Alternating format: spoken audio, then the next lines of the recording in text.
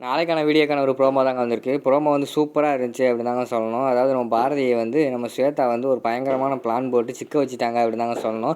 அதாவது அவங்க ஹனிமூனை வந்து கேன்சல் பண்ணிட்டாங்க அப்படின்னு தாங்க சொல்லணும். அதெல்லாம் பார்க்குறப்ப நம்ம சேனலை மட்டும் மறக்காமல் லைக் அண்ட் சப்ஸ்கிரைப் மட்டும் பண்ணிடுங்க.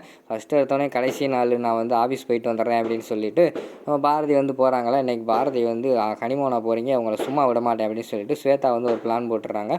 பாரதியை கூப்பிட்டு, பாரதி இது வந்து கம்பெனி பணம், இதை கொண்டு போய் பேங்க் அக்கௌண்ட்டில் போட்டு வந்துட்டு நீங்கள் கிளம்புங்க அப்படிங்கிற மாதிரி சொல்கிறாங்க. சரி மேடம் அப்படின்னு சொல்லிட்டு அந்த பணத்தை எடுத்துகிட்டு போகிறாங்க. அக்கௌண்ட்டு நீங்கள் போங்க, நான் உங்கள் வாட்ஸ்அப்புக்கு வந்து எந்த அக்கௌண்ட்டில் போடணுங்கிற டீட்டெயில் உங்களுக்கு போட்டு விட்றேன் அப்படிங்கிற மாதிரி சொன்னோடனே கம்பெனி வண்டியில் ஏறி பாரதி போய்கிட்டு இருக்கிற மாதிரி காட்டிகிட்டு இருக்காங்க. அதுக்குள்ளே வந்து ஸ்வேதா வந்து அங்கிட்ட ஒரு பயங்கரமான பிளான் போட்டாங்க. அதாவது காசை எப்படியாவது வந்து பாரதிகிட்ட வந்து ரவுடிகளை வச்சு பிடுங்கிட்டு எப்படியாவது திருட்டு பட்டம் வந்து நம்ம பாரதி மேலே போட்டுருவோம், அதுக்கடுத்து அவங்க எப்படி போகிறாங்கன்னு பார்ப்போம், போலீஸில் பிடிச்சி கொடுத்துருவோம் அப்படிங்கிற மாதிரி பிளான் போட்டு அவங்க வந்து ரவுடிங்க கால் பண்ணி பாரதி இந்த லைனில் தான் வந்துக்கிட்டு இருக்கா, எப்படியாவது அந்த காசை மட்டும் பிடுங்கிருங்க அப்படிங்கிற மாதிரி சொல்லிவிட்டு ரவுடிங்களுக்கு வந்து கால் பண்ணி சொல்லிடுறாங்க.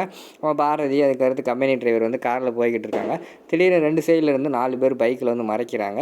என்னாச்சு, ஏன் இப்படி மறைக்கிறாங்க அப்படிங்கிற மாதிரி வந்து பாரதி வந்து டிரைவர்கிட்ட கேட்குறாங்க. யார் அவங்க, உங்களுக்கு வந்து தெரியுமானே அப்படிங்கிற மாதிரி கேட்டோன்னே, எனக்கு தெரியல மேடம், அது யாருன்னு பார்ப்போம், நீங்கள் வண்டியை விட்டு இறங்காதீங்க, நீங்கள் வண்டியிலே உட்காந்துருங்க, நான் வெளியில் போய் அவங்ககிட்ட என்ன ஏதுன்னு கேட்குறேன் அப்படிங்கிற மாதிரி சொல்கிறாங்க. வெளியில் போய் யாரா நீங்கள், எதுக்குடா வண்டியை மறிக்கிறீங்க அப்படிங்கிற மாதிரி அந்த டிரைவர் வந்து கேட்குறாங்க. என்ன எதிர்த்து பேசிக்கிட்டு இருக்க அப்படின்னு சொல்லிட்டு அவங்க பைக்கில் இருந்து கத்தி எடுத்து காட்டுறாங்க. உடனே டிரைவர் வந்து சும்மா இருங்களா, ஏன்டா இப்படியெல்லாம் பண்ணுறீங்க அப்படிங்கிற மாதிரி கேட்டோன்னே, ஓடுறா, இடத்த விட்டு ஓடுறா அப்படின்னு சொல்லிட்டு அந்த ரவுடியை வந்து ஓட விட்டுறாங்க. அவரும் கையில் இருக்கிற கத்தியை பார்த்துட்டு உயிருக்கு பயந்துட்டு அந்த இடத்த விட்டு ஓடிடுறாரு. பாரதி மட்டும் உள்ளேயே இருக்காங்க. பாரதி அதுக்குள்ளே இவங்க பணத்தை தான் பிடுங்க வராங்கன்னு சொல்லிட்டு அந்த பணத்தை முன்னாடி உள்ள சீட்டுக்கு அடியில் வந்து தள்ளி வச்சிடுறாங்க. ரவுடிங்க வந்து கத்தியை காட்டியே இறங்கு பாரதியும் இறக்கி விட்டுறாங்க. உள்ளே போய் தேடுறாங்க. அந்த சீட்டுக்கு அடியில் வச்சுருந்த அந்த பாசை எடுத்துடுறாங்க.